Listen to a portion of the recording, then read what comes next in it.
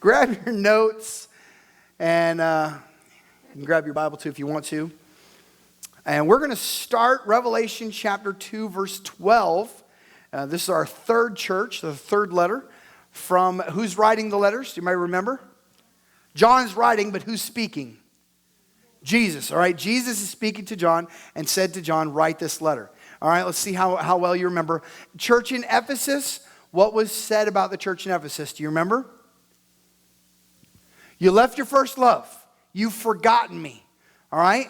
And then last 3 weeks, what happened? What was the church there? Smyrna? What do we know about Smyrna? It was a church that was being crushed, right? And that it was a church that was struggling because of persecution, right? Well, this church is a little bit different, so let's go to Revelation chapter 2, verse 12. And the angel of the church in Pergamum. Now, I want you to notice that the NASB, you'll have Pergamum, and then the New King James, it says Pergamos, right? They're both the same. It's interchangeable. We'll mention it just a little bit. Pergamos is actually, it's the feminine of the, how many know that when you write a word, sometimes there's a male and a female, like his and her, okay? So Pergamos is what would you say, the female, and then Pergamum would be the neutered or the neutral name. So they're both the same. So here's the important cities we've covered so far. You have Ephesus, and Ephesus is a political center. Okay? If you remember, we looked at the cities. What was the big feature that you saw in Ephesus? Do you remember in the city? Okay, there was a giant temple, like it was one temple, but then it also had, if you remember, it had a theater, massive library, and a massive stadium. Okay, and so it was a political center. It was, and you remember, of course, it was kind of copied from Roman cities, and it was, at one point, it had geographic significance because it was on the ocean, right? And then, of course, as we lost the ocean, then that went to Smyrna, right? So that's why in Smyrna is the commercial center, okay? Smyrna is the commercial center because it was able to, when Ephesus lost its kind of trade, you remember even Paul talks about that as he's traveling, that he kind of went south of Ephesus because we are guessing here, but because he wasn't able to get actually in Ephesus, he wanted to keep sailing. And so with them, they lost their shoreline. So Smyrna now is the trade center.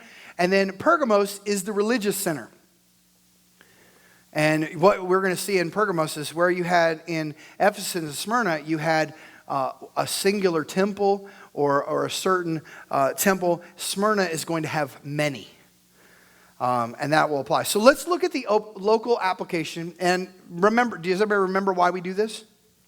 Okay, if you remember what we studied, if we're going to exegete a passage, which is to understand what it's meaning, you need to understand who it's to first.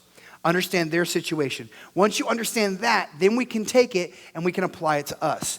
But it's going to be in those same terms, okay? So, geography. Pergamos is about 16 miles from the sea, so it's not a major seaport. It's about 80 miles north of Ephesus and about 48 miles north of Smyrna.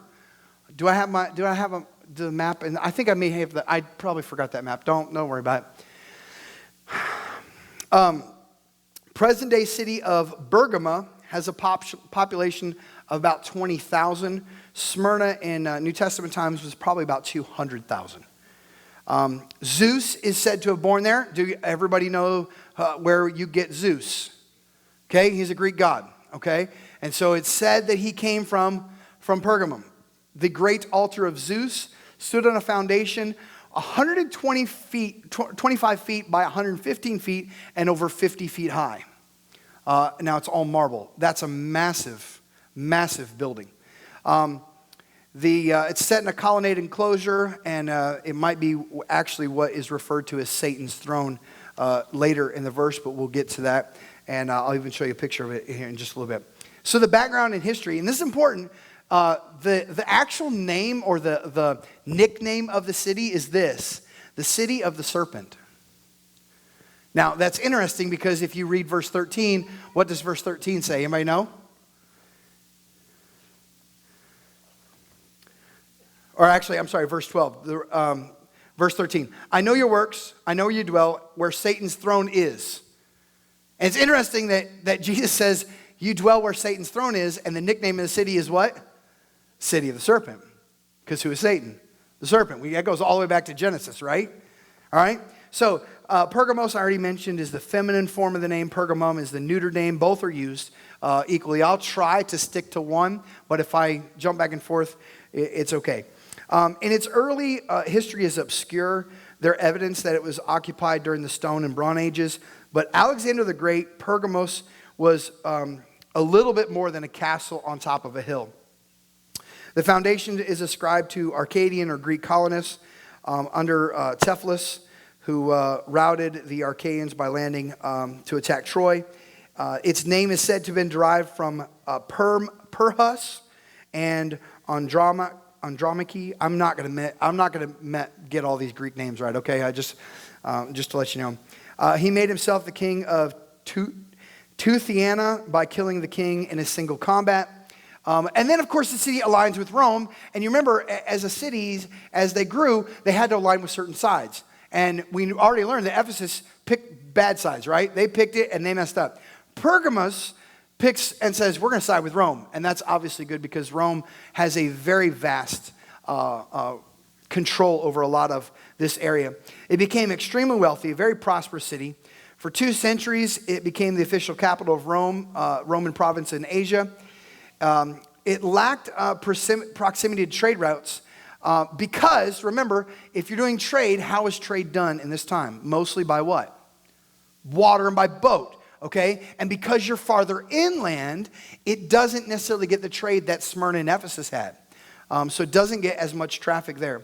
But it also has became the center of the religious emperor worship or Caesar worship. And we mentioned this even last week, that if you remember Smyrna, the people were told what? You have to give an offering of incense, okay, and to Rome, saying Caesar is first. And then after that, you can worship whoever you want, but you need to make sure you give your allegiance to Caesar first. And so that kind of centered around what Pergamos did. Now, let's go back to history, and so you kind of understand what happens here, because Pergamos is kind of the center of some wars here. Alexander the Great dies in 323 BC, okay?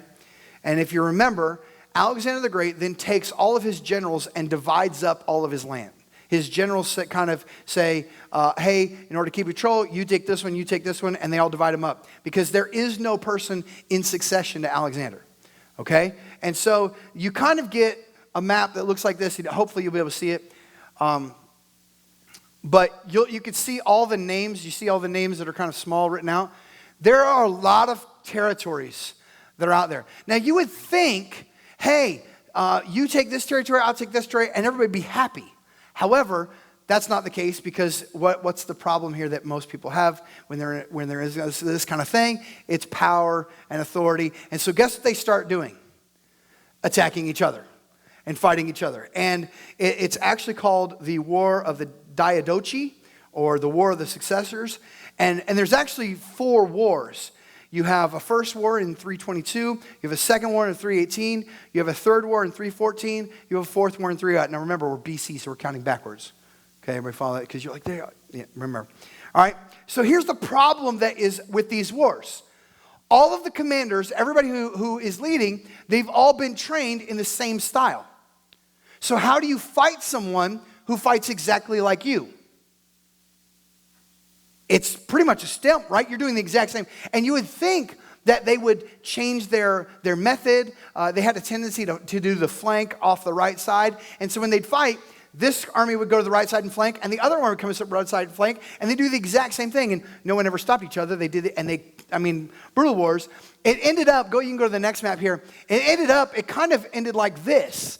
And so you have a lot of different people that now it's down to, I think you're down to like a dozen or less.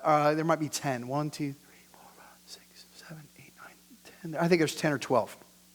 So you started with a lot more, and then it's now down under the. Now you're going to look at the red one right there in the middle, Antigonos. You see that? That's where we're talking about. If you notice, just to the what would that be? Northwest. It's Lycthamos. Cassandros is the green. And directly above the red and the pink, that's the four that we're going to deal with right now. They start to fight.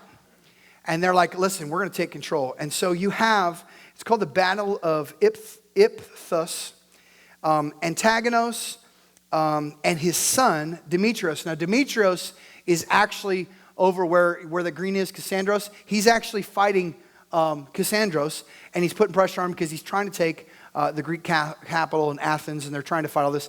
And so he comes back to help his father because you've got other people that are attacking him. Now, it's interesting, just for some history, Demetrius created the battering ram. It was 100 feet long. It required 1,000 men to operate it. He wheeled siege tower. Of the Tower of Cities, it stood 125 feet tall, 60 feet wide, weighed 360,000 pounds. He created those. And so Cassandra, Lithimus, and Seleucus, who Seleucus is the big green, you kind of see there around it, they decided, hey, we're going to all gang in and we're going to take this area and we're going to take control. And so Antigonos is defeated. He's killed. His son Demetrius flees and hides in Ephesus. Okay? The Northwest Asia Minor was now united. Now, if you'll notice, the guy in the pink there up there, okay, that's Philoterus. He's named the commander of Pergamos. And he rules it for almost 40 years. And it's got an impregnable position because of the hill. It's on this hill. It's very hard to get into there. And it's actually used as a treasury. Lithimus, purple guy, he's actually kept all of his silver there. And he kept a treasury of 9,000 talents. Now, for us to understand this, 9,000 talents, one talent is about 9 years' work. Okay? It's about 9 years' labor is one talent. He's got 9,000. Estimating, okay, that's like $4 trillion sitting in the city. So guess what happens? They betray one another, and they take the city. Lithimus is killed, and now you have this big riot. Seculus would later be killed a few months later, and so now Philoterus has now, he's basically, he killed one guy with the help of two others, and then he ends up offing both of them. He's the only guy left standing. Okay? And so this happens all the time with Rome, and of course you can imagine what this does to cities. It just, who's in charge? Who's doing this? Now, it's unique because this happened within the Roman Empire. So the Roman Empire, Rome is still in control, but who they throw their allegiance to goes back and forth. So Augustus is then inaugurated in emperor worship, and you have to give a bond, common sentiment, and the first temple of this cult is now erected in Pergamos. And so they build a temple to Caesar Augustus. It was very common in this time. And then you have Vespasian, his successors, and they say if you to test one's faith, you'd have to burn incense to the statue, just like they did it in Smyrna. Subsequent rulers skillfully established themselves as the dominant power in Asia Minor. The city is rich, powerful, and well defended. Now remember, it's used as a treasury, okay? And so one ruler overthrows another. What's he take? The treasury, right? Now he gets to spend the treasury however he wants. And so this city is constantly being renovated by whoever runs it. So think about this. If so-and-so, you come in, you run the city, you're like, hey, I'm going to build a temple to me. You build one. The next guy comes in, he kills you, and he goes, no, I'm going to build a temple to me. Do you see where this happens? And so now you've just got all kinds of things happening in the city. In 123, it's given the rank of a metropolis. It's elevated its status among Ephesus and Smyrna. It's larger than both of those. Because of its position, being on top of the hill or the mountain, it makes it very unique. I want to look at this idea because this is going to go into, as we discuss the temple, and that's the ascopus.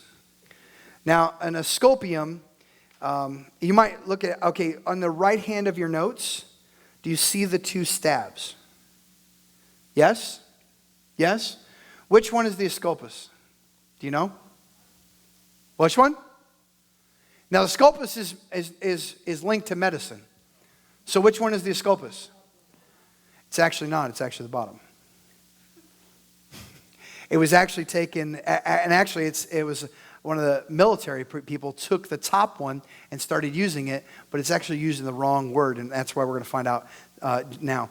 So the Asclepium, it's a health institution, and this is for scientific medical practice by Hippocrates.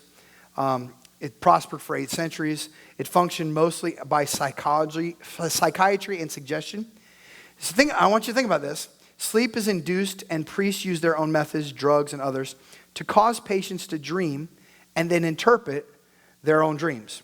Bathing, they whispered consultation, music plays, other techniques were employed as therapeutic needs. This is long before New Testament days. Asclepius had been recognized as the god or the son of Apollo and the virgin Kronos. He was termed the Savior, and it was claimed that he had the power to avert death. Now, pause for just a moment and look at that statement. Where do you think that statement comes from? Oh, that's Old Testament prophecy. Okay? A Savior will avert death, right? But it's dragged into Greek, and when Greek gets it, they say, oh, well, that's this God, and we're going to attribute it to him.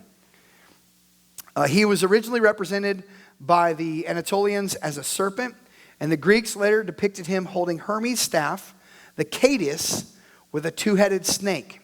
The Cadius was the official emblem of the city. The Cadius is a symbol for commerce and negotiation, not the symbol for medicine. Now, the top one you see, that's the Cadius. Okay? That is a symbol for commerce. It's actually for commerce, and it's associated with theft, deception, and death. Theft, deception, and death. Other symbols, Hermes, if you know your Greek mythology and your mythology, Hermes is the messenger of the gods. You may know, what else do you notice with Hermes? He's the winged, okay, he's got the winged helmet or the wings on his shoes. He was also known as the divine trickster, okay? He's the god of boundaries and transgressions of boundaries, the patron herdman, graves, heralds. He's described as moving freely between the worlds of the mortal and divine. He was the conductor of souls into the afterlife. Now, why am I going through all this? Because you're going to see how it sets up what we're going to talk about in just a second. I want you to look at the picture on your right, the upper picture. That is Asclepius. And that, you'll notice, what does he have? A staff with one snake around it, right? That's healing. That's medicine. The next one you have down, that's Hermes. What is the staff you see there? It's got the wings with the 2 snakes, right? And that is associated with commerce, theft, and deception, and death. Okay? It's incorrectly used a lot of times when it refers to medicine. That's not the correct staff. Okay? Good? The traditional symbol for the medicine is the rod of Asclepius. It originally emerged with the brazen serpent of Moses. Okay? How many remember this story of Moses? Remember that? That's where this staff comes from. Okay? It's an example of a macro code, which is pointing to Christ. It became a fetish and it was destroyed. Walter Freelander surveyed 242 logos or insignias of the American organizations relating to health and medicine in which the Cadus, or the staff of Asclepius, formed an integral part from the late 1970s to early 1980s. He found that professional associations were more likely to use the staff as Asclepius, 62%, while commerce organizations were more likely to use the cadence. The exception is for hospitals, where only 37% used Asclepius, where 63% did the cadus. But remember that U.S. hospitals are usually a commercial venture. So I want you to look at Numbers 21, because this is where this staff gets its first identity. Then the Lord sent snakes with a bite of poison among the people. They bit the people so that many people in Israel died. So people came to Moses and said, "We have sinned because we have spoken against the Lord and you. Pray to the Lord that he will take these snakes from us." So Moses prayed to the people, for the people. The Lord said to Moses, make a special snake and put it up on a long piece of wood. Everyone who's bitten will live when he looks at it. So Moses made a brass snake, put it on the long piece of wood, and if a snake bit any man, he would live when he looked at the brass snake. Now that's kind of odd, is it not? God, did you just create something? You want people, but when you understand the symbolism of that, it makes sense. John chapter 3, verse 14. As Moses lifted up the snake in the desert, so the Son of Man must be lifted up. Then whoever puts trust in him will have life that lasts forever. For God so loved the world that he gave his only Son. Whoever puts trust in God's Son will not be lost, but will have a life that lasts forever. 2 Kings 18:3. Okay? So what happens? And we have a tendency to do this. We've talked about this before. That when we have something that maybe reminds us of Christ or points to Christ, that we have a tendency to what? Worship it, right? And we go too far. Okay? God did not meant for this item to be worshipped. It was, look on the snake, it'll heal you. It's a reflection of, hey, look what my God can do. Not this thing is all powerful. Okay? They've taken it too far. 2 Kings chapter 18, verse 3. Hezekiah did what was right in the eyes of the Lord, just as his father David had done. He took away the high places. He broke down the holy pillars used to worship and cut down the Asherah. He broke it into pieces, the brass snake that Moses made, for until those days the people of Israel burned special perfume to it. It was called the Neshutan. Okay? So when God does something, it's not meant, listen, and when I went to Israel last summer, it was fantastic just to go to those places and be like, man, this is where Moses might have stood, and this is the spot where fire came down from heaven, and this is the spot maybe where Jesus was born, or this is the spot that maybe this happened. This is the field where David slew Goliath. And I mean, it was cool. But at the same time, there's a danger in going, we need to set up a shrine, we need to worship this place, because it's not meant to be worshiped, right? Only God is meant to be worshiped. So it's good to recognize those things, but not to go necessarily farther. So let's look. I want to look at the city for just a second, because I want you to kind of understand. Now, I had to turn it sideways so it fit, so you might have to turn your head. I'm sorry. But I really want to point out, really there's about 6 locations that I want you to know of. So we're going to start, I think, with a map. This is to the right. That is in the valley. And then what you see, the Acropolis up top, that is on top of the mountain. So number 2 down there that the arrow's pointing at, you can see that, okay? That is the temple of Asclepius, okay? That's the healing temple. That's the place. Right next to that is the library. And then number 14, that is the red basilica. We're going to get to that in just a little bit. Then ignore the arrow at the bottom. We're not going to worry about that. You'll notice number 25 here, the arrow here at the bottom, it's pointing to, that is their theater. That's the theater. And then next to that is number 28. That's the temple of Trajan. And then on the other side of that, number 23, that's the temple of Zeus. And then number 26 is the temple of Athena. Now, there are several different temples, but I wanted to point out those specifically because I have pictures of them and I want you to kind of see them and understand it. But you can kind of see how the city's laid out. You have on the lower side is your healing, your library, your information. And then you have to go up the hill, up the mountain to get to the temples, to get to these other places. And so you can go ahead and go to the next slide here. This is kind of an artist rendering from the bottom of the hill up. And you can see just how massive this area is. And the idea was obviously fortification. It'd be hard to get to. I think about it, if you're going to hold that much money there, silver there, it better be fortified, right? And so it was very well known for its religious practices. Now I want you to notice, you can kind of see down here in the bottom corner, this would be the healing temple, okay? And then you'll notice up on the right, you see kind of its smoke of the squiggly lines. That would be Zeus's temple. Then you kind of go to the left, and you see the little kind of square. That's the temple of Athena, temple of Trajan, and then, of course, you could see the theater there. Why does this matter? Because when Jesus speaks to this, he says, you are in, what? City of the serpent. Because there is so much worship going on to other people other than God, that you are sitting right in the midst of evil. To help us understand that, you have the great altar of Pergamum. Go one more. I think I got one more in the city. Okay, yeah. All right, so again, same idea. This is kind of what's left. You're looking up through what will be kind of the area of the healing temple. And you can kind of see this column right here. This first column, you see the trees on top of the hill. That would be the temple of Zeus. And then working your way across. Some of the city's still obviously left, but it's in ruins. Go ahead and go to the next one. A little bit of an artist rendering, so a model that they've built based on what they found and based on the stone and the rubble. You can kind of see everything.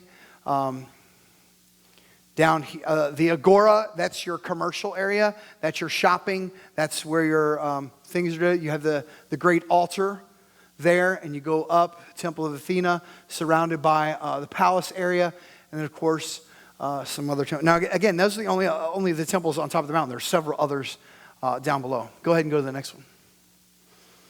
This is the location of where the Temple of Zeus was. It was actually moved to Berlin in the 19th century by German archaeologists. They discovered it and they moved it. Go ahead. This is a model of what it looked like. Again, 50 feet tall, 125 feet by about 117 feet. Massive altar, and we're going to talk a little bit more about this in just a little bit. Go ahead, one more. To get you to scale, they found just one side of it, and they put it, this is in the museum in Berlin. So it's a massive piece of architecture. Just so note, 19th century, the German engineers just dismantled the altar, took it to Berlin, and so the so-called throne of Satan went on display in the museum in 1930, just in time to inspire one of the most brutal dictators the world had ever known. So think about that just for a moment. Between the Temple of Zeus and the site of the great altar of Pergamum, there are the remains of the Temple of Athena, constructed at the end of the 4th century, beginning of the 3rd century BC. There's a library that is also there. You can go ahead and go to the next slide. The library just beyond the temple is a magnificent structure.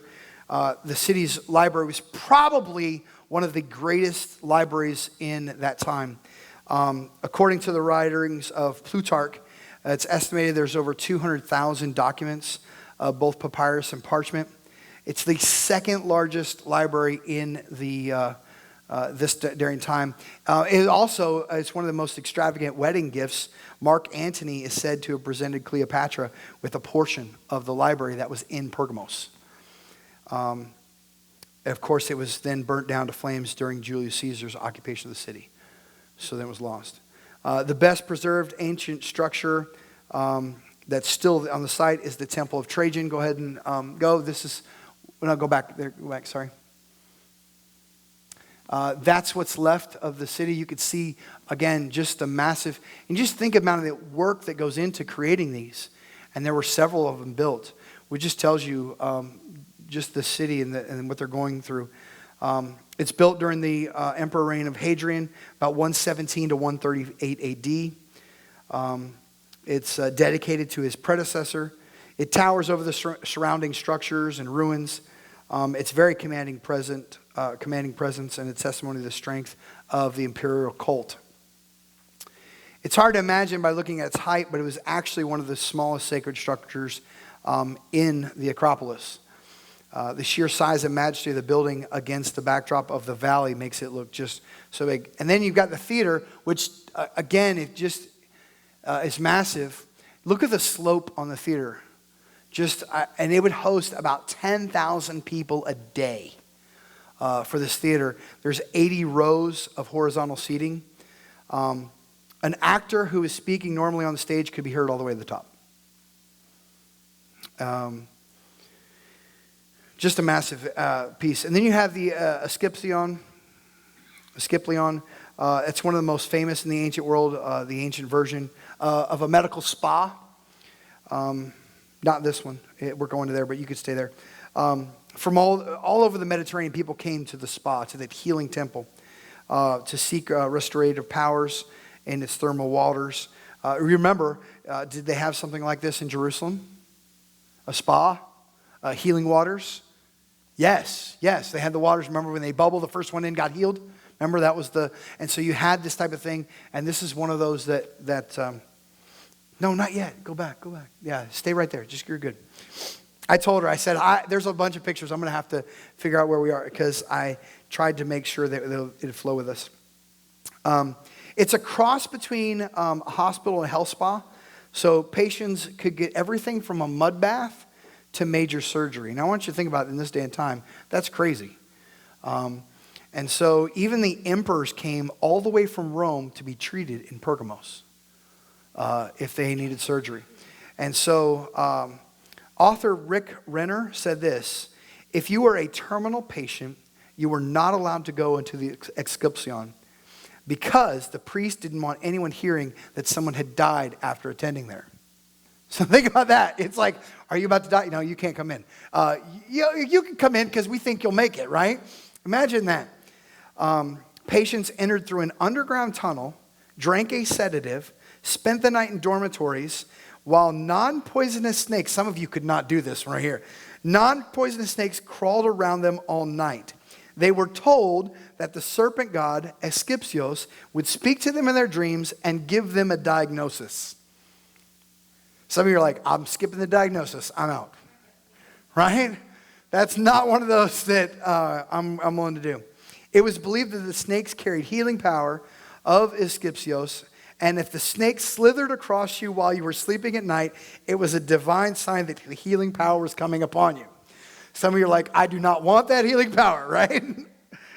I will take God's healing power over that any day, right? I don't need a snake to do that. And then you have the Red Basilica, and the Red Basilica is dedicated to the Egyptian god Isis or Serapis. It's two main buildings, two round towers with an enormous sacred area.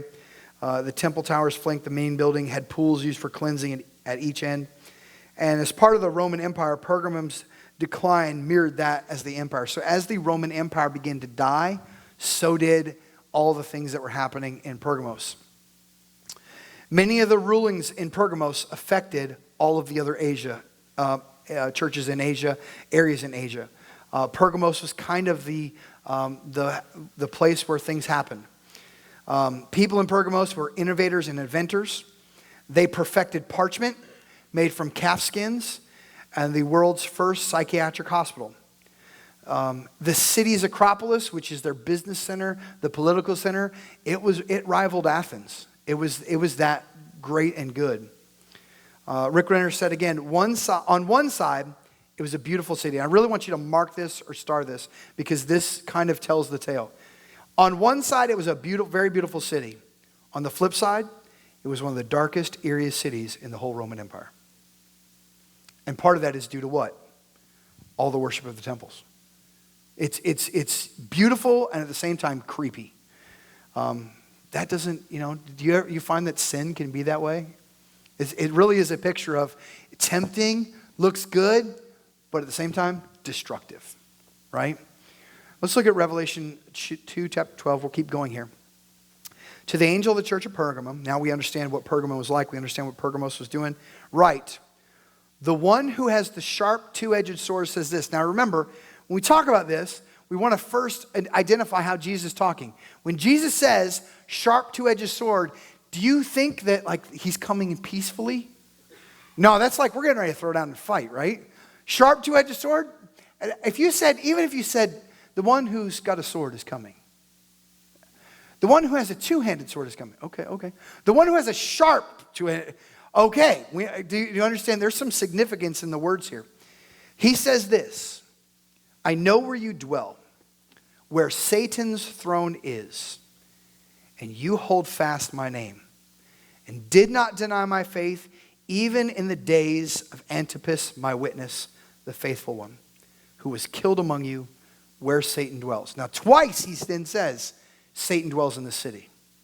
Satan dwells in the city. The temples, the people of Pergamum were known as temple keepers of Asia.